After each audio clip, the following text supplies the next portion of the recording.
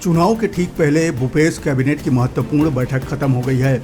Cabinet की बैठक में कई महत्वपूर्ण निर्णय लिए गए हैं, जैसे खरीफ विपणन वर्ष 2023-24 में समर्थन मूल्य पर धान एवं मक्का के उपार्जन एवं कस्टम मिलिंग की नीति का निर्धारण किया गया, जिसके तहत भारत सरकार द्वारा घोषित समर्थन मूल्य के अनुसार धान एवं मक्का का उपार्जन किया जाएगा।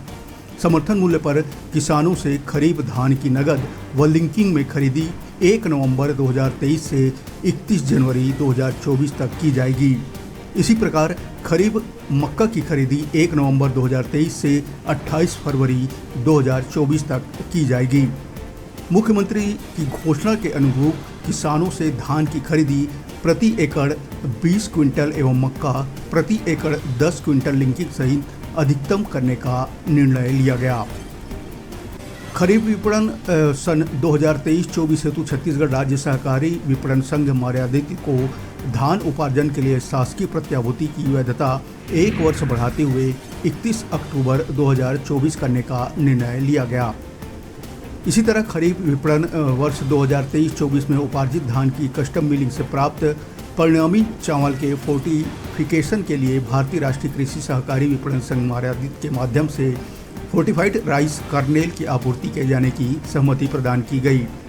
साथ ही मुख्यमंत्री जी द्वारा कई घोषणा के परिपालन में पत्रकारों को नगर विकास योजना क्रमांक 4 कौशल्या माता विहार में मकान खरीदने पर राज्य शासन की तरफ से 15% की छूट प्रदान करने का निर्णय का अनुमोदन करते हुए इसे प्रथम स्टेज प्राक्कलन के अनुसार 309 पत्रकारों को दी जाने वाली छूट की राशि 6,37,20,450 रुपये रायपुर विकास प्राधिकरण को स्वीकृत किया गया। साथ ही साथ ग्राम टुंडा, सेजबहार एवं बोरिया कला तहसील व जिला रायपुर में रियल इस्टेट प्रोजेक्ट न्यू स्वागत विहार में स्वीकृत अभिन्यास एवं प्रभावितों को प्लाट उपलब्ध कराने के संबंध में निर्णय लिया गया कि पूर्व में स्वीकृत 8 लेआउट को निरस्त किया जाए। न्यू स्वागत विहार कॉलोनी का नियमितीकरण की कार्रवाई की जाए। कौशल्या माता विहार नगर विकास योजना में बिल्डर की कुछ भूमियों का योजना से पृथक करने हेतु डी नोटिफिकेशन करने का निर्णय लिया गया ताकि प्रभावितों को भूखंड मिल सके। कैबिनेट की बैठक में नवा रायपुर अटल नगर में प्रस्तावित थोक व्यावसायिक बाजार या कमर्शियल हब परियोजना के आवंटन दर एवं भूखंड आवंटन की प्रक्रिया निर्धारण के संबंध में निर्णय भी लिया गया। मुख्यमंत्री के घोषणा के परिपालन में व्यापारियों को 945 रुपये के स्थान पर 540 रुपये प्रति वर्ग फीट की दर से भूखंड दिया जाएगा। इसमें नवा रायपुर प्राधिकरण को होने वाली क्षति की कुल राशि 117 करोड़ के करीब प्रतिपूर्ति राज्य सरकार द्वारा की जाएगी।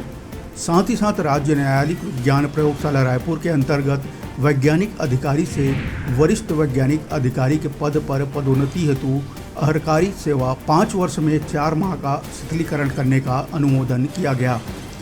जनसंपर्क विभाग में अपर संचालक के 3 पद वेतन मैट्रिक्स लेवल 15 सृजित करने का निर्णय लिया गया।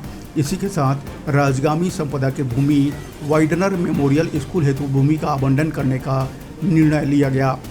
कैबिनेट में की बैठक में रत्नेश्वर कुर्मी क्षत्रिय सेवा संस्था रतनपुर को शासकीय भूमि आवंटन और व्यवस्थापन के रियायत का निर्णय लिया गया। आवेदक संस्था अध्यक्ष छत्तीसगढ़ हल्बा आदिवासी समाज भिलाई दुर्गों को आवंटित भूमि में रियायत प्रदान करने का निर्णय लिया गया। कैबिनेट की बैठक में गोंड समाज जिला सरगुजा को शासकीय भूमि आवंटन में रियायत प्रदान करने का भी निर्णय लिया गया। रजवार समाज सूरतपुर को शासकीय भूमि आवंटन में रियायत प्रदान करने का भी निर्णय लिया गया।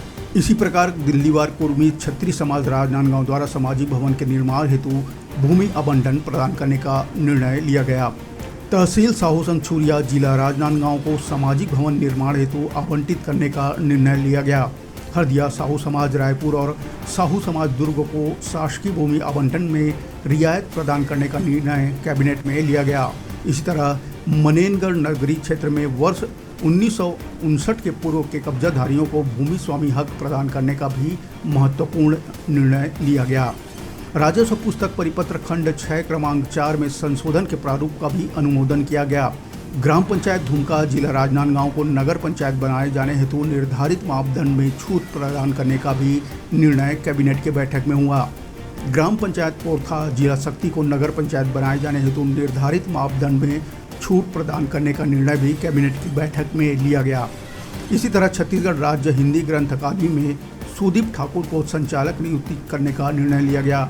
श्री रामेश्वर गहिरा गुरु प्राच्य संस्कृत महाविद्यालय श्री कोट जिला बलरामपुर रामानुजगंज को छत्तीसगढ़ शासकीय महाविद्यालय और संस्था अधिनियम 2006 के प्रावधान के अंतर्गत 100% अनुदान प्रदान करने का निर्णय कैबिनेट में लिया गया।